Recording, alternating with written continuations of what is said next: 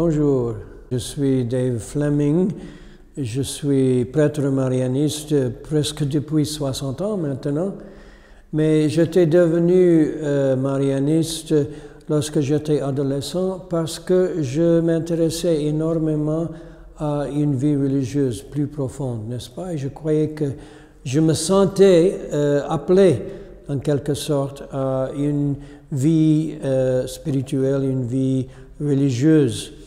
Et je ne connaissais pas des religieux parce que je vivais aux États-Unis dans un endroit où il n'y avait pas de religieux et j'avais commencé à rechercher les différentes possibilités.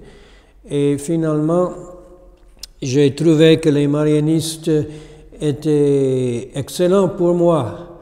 D'abord parce qu'il y avait la question de Marie qui m'attirait beaucoup, la présence de Marie, la figure de Marie dans l'Église qui me semblait très importante. Et ensuite, il y avait aussi cet aspect un peu moderne, si vous voulez, du charisme marianiste, qu'après la Révolution française, on cherchait à renouveler la société.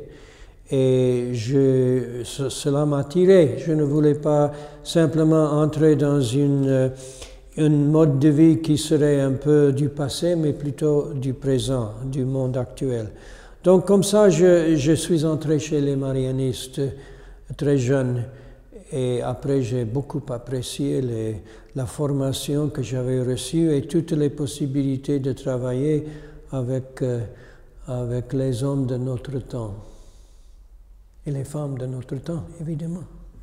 Pour moi, je dis toujours qu'il me semble qu'il y a un style marial de vivre en Église de nos temps, n'est-ce pas? Et je pense que l'Église, parfois, a perdu un peu la sensibilité pour les autres. On est devenu un peu figé, peut-être un peu trop...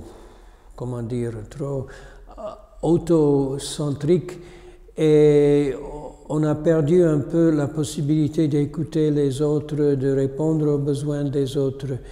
Tandis que je crois que la figure de Marie nous aide à écouter bien les hommes de notre temps.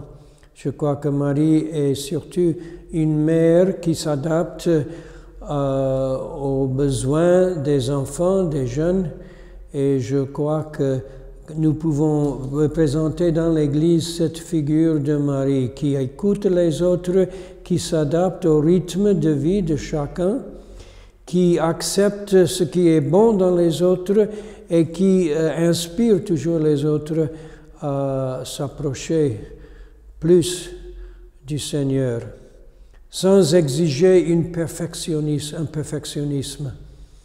Ce n'est pas une façon perfectionniste de vivre en Église, mais plutôt une façon, disons, peu à peu de s'approcher de l'idéal de Jésus-Christ.